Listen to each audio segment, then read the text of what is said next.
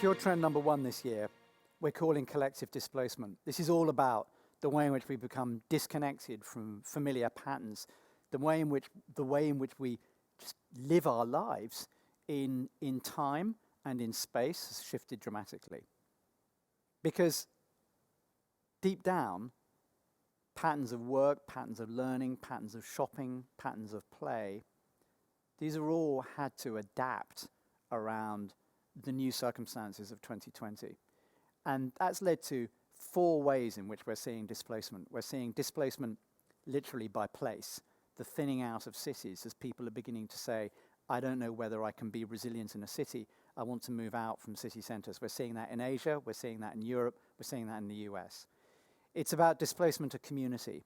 Think about the way in which sports fans can't go to stadia anymore, or at least not now. They'll go back, but not now. So displacement of community. The third is displacement of activity. Actually what I do, I might be literally doing in a different place and possibly in a different way as well, like yoga, for example.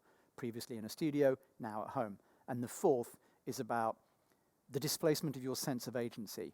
I feel less able to do things in the way that I was before because the government is actually telling me I can't.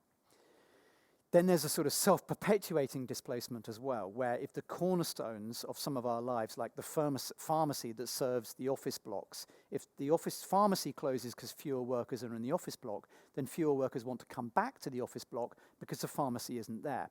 So that's self-perpetuating.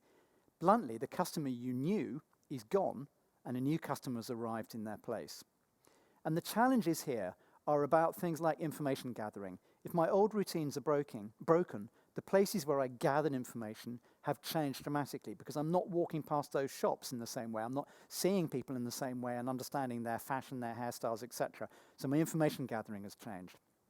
And because of that, the way in which I'm engaging with things have become much more about micro moments rather than necessarily one long stream of consecutive action, which is, a shopping list. Shopping lists are shifting to being micro moments of action. The third one is how do we replicate texture when we've been displaced? And the fourth is how do we create joy through deeper sense of immersion when some of the immersion we previously had has shifted and we're seeing technology beginning to come in with new ways to create immersion. All of this, of course, also doubled down on the way in which ad tracking technology is changing and creating challenges for advertisers to understand exactly where their customers are and what they're thinking.